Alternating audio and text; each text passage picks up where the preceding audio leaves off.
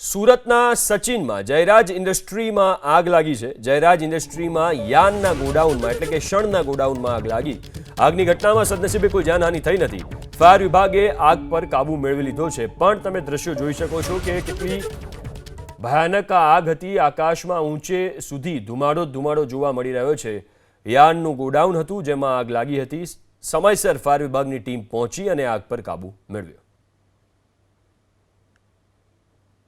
સુરતના સચિનમાં જયરાજ ઇન્ડસ્ટ્રીમાં આગ લાગી છે। જયરાજ ઇન્ડસ્ટ્રીમાં યાનના ગોડાઉનમાં એટલે કે શણના ગોડાઉનમાં આગ લાગી।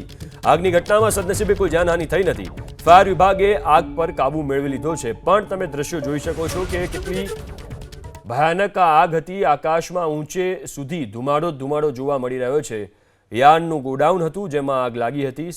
સમયસર ફાયર વિભાગની ટીમ પહોંચી અને આગ પર કાબુ મેળવ્યો।